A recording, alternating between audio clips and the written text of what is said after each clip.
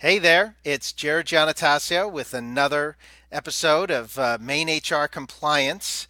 Thanks for joining us. I took off last Monday, President's Day. My kids had that week off, as I'm sure a lot of yours did.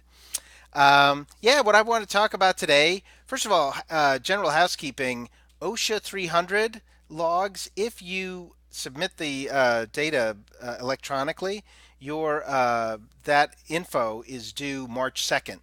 So I'm not sure if your carrier has told you that yet, but submissions have to be by March 2nd.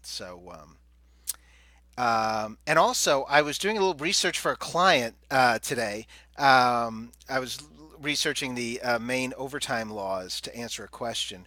But I thought it was interesting that I found something that I didn't know. First of all, there's no federal limit on the number of hours that a company can compel an employee to work. However, there is a minimum in Maine, and that minimum is 80 overtime hours in a 2 week period, which I'm not sure you could even do that because you're going to work 80 hours normally in a 2 week period if you're full time, and then 80, exactly double that. So it's a limit, but I'm not sure how much of a limit. I'm not sure how often that limit gets exceeded, but you can't compel a worker in Maine to work more than 80 hours in a week or 160 hours in a 2 week period. So, anyways, for what it's worth.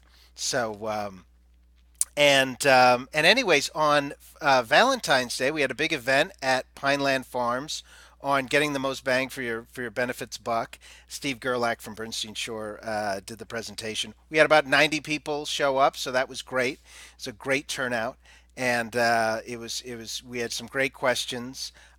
We've got some video clips that I'm going to put in links to it in the comments below.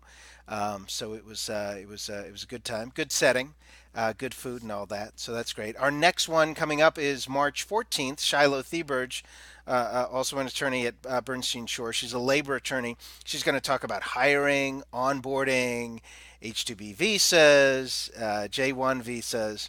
So a lot of different discussions. Also background checks and drug testing. So I know maybe you've talked about background checks with a vendor that's trying to sell you background checks, but this is a lawyer that can tell you the law behind all that. So feel free to ask her any questions.